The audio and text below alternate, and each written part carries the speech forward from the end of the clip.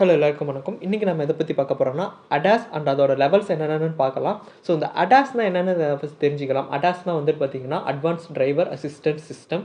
So இந்த advance driver assistant சிஸ்டம்னா வந்துட்டு பார்த்தீங்கன்னா இது ஒரு ஆட்டோமேஷன் ஃபியூச்சர்னு சொல்லுவாங்க.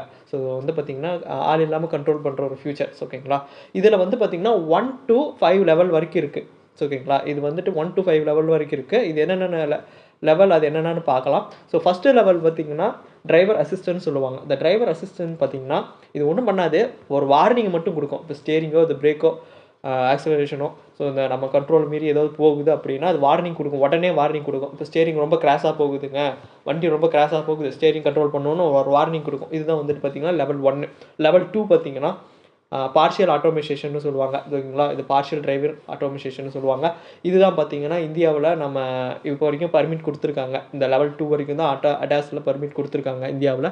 ஸோ இது வந்துட்டு பார்த்தீங்கன்னா ஒரு பார்ஷியலான ஆட்டோமேஷன் பண்ணோம். ஸ்டேரிங்கு, பிரேக்கு அண்ட் ஆக்சலரேஷன் மூணையும் வந்துட்டு பார்ஷியலாக வந்துட்டு ஆக்சலரேஷன் கொடுக்கும், பார்ஷியலாக வந்து ஆட்டோமேஷன் பண்ணோம். ஸோ அதாவது பார்ஷியலாக வந்து கண்ட்ரோல் பண்ணோம். ஸோ இந்த லெவல் 2 வந்துட்டு தான் வரைக்கும் தான் நம்ம இந்தியாவில் இருக்குது. அடுத்தது லெவல் 3 பார்ப்போம்.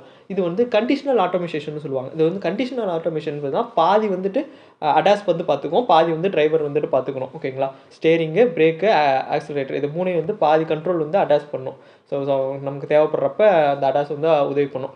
அதே மாதிரி லெவல் 4 பார்த்திங்கன்னா முக்கால்வாசி வந்துட்டு ஹைலி என்ன சொல்கிறது ஆட்டோமேஷன் அப்படின்னு சொல்லுவாங்க. பட் ஆனால் டிரைவர் இருக்கணும்.